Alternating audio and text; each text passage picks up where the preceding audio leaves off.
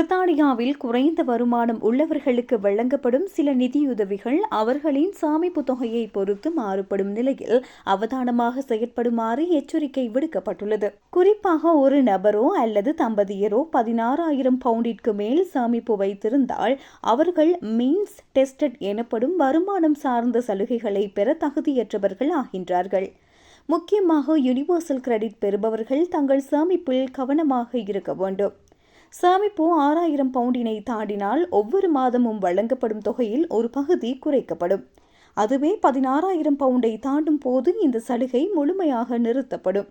அடுத்ததாக வீட்டு வாடகைக்கு வழங்கப்படும் ஹவுசிங் பெனிஃபிட் மற்றும் வருமானம் சார்ந்த வேலை தேடுபவர்களுக்கான உதவித்தொகை ஆகியவையும் இந்த சாமிப்பு வரம்பிற்குள் வருகின்றன. அதிக பணம் வங்கியில் இருக்கும் போது அரசு வழங்கும் இந்த வாடகை உதவிகள் கிடைக்காமல் போகலாம். மேலும் வருமானம் சார்ந்த வேலைவாய்ப்பு மற்றும் ஆதரவு உதவித்தொகை மற்றும் இன்கம் சப்போர்ட் ஆகிய சலுகைகளும் பாதிக்கப்படும்.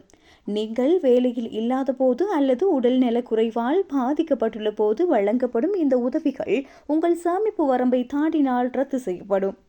வயதானவர்களுக்கான பென்ஷன் கிரெடிட் சலுகையிலும் சில கட்டுப்பாடுகள் உள்ளன.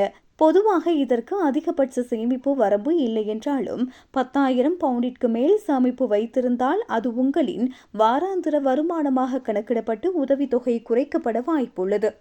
எனவே இந்த சலுகைகளை பெறுபவர்கள் தங்களின் சேமிப்பு தொகையில் ஏற்படும் மாற்றங்களை உடனுக்குடன் அதிகாரிகளுக்கு தெரிவிக்க வேண்டியது அவசியமாகும்.